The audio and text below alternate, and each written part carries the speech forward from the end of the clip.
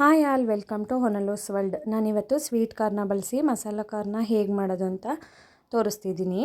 ನಾನಿಲ್ಲಿ sweet corn ಮಸಾಲನ ಮಾಡೋದಕ್ಕೆ 2 ಕಾರ್ನ ಬಿಡಿಸಿ ಎತ್ತಿಟ್ಕೊಂಡಿದ್ದೀನಿ. ನೆಕ್ಸ್ಟು 1 ಈರುಳ್ಳಿನ ಸಣ್ಣಗೆ ಕಟ್ ಮಾಡಿ ತೊಗೊಂಡಿದ್ದೀನಿ, ದಪ್ಪ ಈರುಳ್ಳಿ. ನೆಕ್ಸ್ಟು 1 ಟೊಮ್ಯಾಟೋನ ಸಣ್ಣಗೆ ಕಟ್ ಮಾಡಿದ್ದೀನಿ. ನೆಕ್ಸ್ಟು ಕ್ಯಾರೋಟು, ಇಲ್ಲಿ ಸಿಪ್ಪೆ ಬಿಡಿಸಿದ್ದು ಕಡಲೆ ಬೀಜನ ತೊಗೊಂಡಿದ್ದೀನಿ. ನೆಕ್ಸ್ಟ್ ಸೇವ್ ತೊಗೊಂಡಿದ್ದೀನಿ 1-2 ಸ್ಪೂನಷ್ಟು.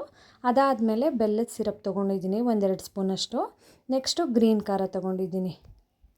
ಇಷ್ಟಾದಮೇಲೆ ನಾನು ಕಾರ್ನ ಸ್ಟೀಮ್ ಮಾಡ್ಕೊಳ್ಳೋದಕ್ಕೆ ನನ್ನ ಹತ್ರ ಸ್ಟೀಮರ್ ಇರಲಿಲ್ಲ, ಹಾಗಾಗಿ ಒಂದು ಬೋಸಿಗೆ ನೀರಿಟ್ಟು ಈ ಥರ ಹೋಲಿರೋ ಬೌಲ್ನ ತೊಗೊಂಡು ಅದಕ್ಕೆ ಕಾರ್ನ ಹಾಕಿ ಸ್ಟೀಮ್ ಮಾಡ್ಕೊಳ್ಳೋದಕ್ಕೆ ಅಂತ ಇಡ್ತಿದ್ದೀನಿ.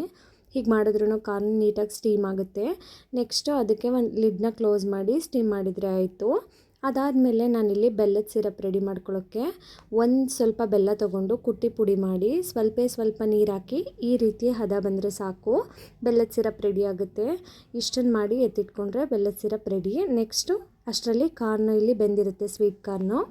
ಇದನ್ನು ಒಂದು ಕಡೆಗೆ ತೆಗೆದಿಟ್ಕೊಂಡ್ರೆ ಆಯಿತು.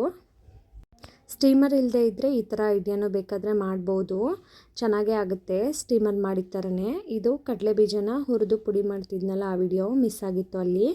ನೆಕ್ಸ್ಟು ಇಲ್ಲಿ ನಾನು ಕ್ಯಾರೋಟು, ಈರುಳ್ಳಿ ಮತ್ತು ಸ್ಟೀಮ್ ಮಾಡ್ಕೊಂಡಿದ್ದು ಕಾರ್ನು ಮತ್ತು ಟೊಮ್ಯಾಟೊ, ಬೆಲ್ಲದ ಸಿರಪ್ಪು ಮತ್ತು ಗ್ರೀನ್ ಖಾರ ಇಷ್ಟನ್ನು ಹಾಕಿ ನೀಟಾಗಿ ಮಿಕ್ಸ್ ಮಾಡ್ಕೊತಿದ್ದೀನಿ.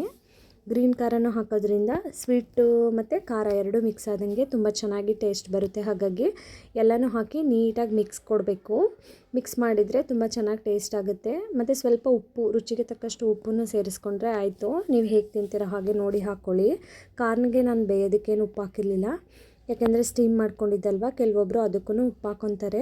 ಇಷ್ಟನ್ನು ಮಾಡಿ ನೀಟಾಗಿ ಮಿಕ್ಸ್ ಮಾಡಿದ್ರೆ ಆಯಿತು ಸ್ವೀಟ್ ಕಾರ್ನ್ ಮಸಾಲ. ನೆಕ್ಸ್ಟು ಕಡಲೆ ಬೀಜನ ಸೇರಿಸ್ಕೊತಿದ್ದೀನಿ, ಯಾಕೆಂದರೆ ಮೊದಲೇ ಸೇರಿಸಿದ್ರೆ ಅದು ಮೆತ್ತಗಾಗುತ್ತೆ. ಹಾಗಾಗಿ ಲಾಸ್ಟಿಗೆ ಸೇವು ಮತ್ತು ಕಡಲೆ ಬೀಜನ ಸೇರಿಸ್ಕೊತಿದ್ದೀನಿ. ತುಂಬ ಚೆನ್ನಾಗಿ ಟೇಸ್ಟಿಯಾಗಿ ಬರುತ್ತೆ ಸ್ವೀಟ್ ಕಾರ್ನ್ ಮಸಾಲ. ಸಂಜೆ ಟೈಮ್ ತಿನ್ಬೋದು, ಮಕ್ಕಳಿಗೆಲ್ಲ ತುಂಬ ಇಷ್ಟ ಆಗುತ್ತೆ. ನೀವು ಒಂದು ಸಲ ಮಾಡ್ಕೊಳ್ಳಿ. ಈ ರೆಸಿಪಿ ನಿಮಗೆ ಇಷ್ಟ ಆಗಿದ್ದರೆ ಲೈಕ್ ಮಾಡೋದನ್ನು ಮರಿಬೇಡಿ, ಹಾಗೆ ಸಬ್ಸ್ಕ್ರೈಬ್ ಮಾಡ್ಕೊಳ್ಳಿ. Thank you all.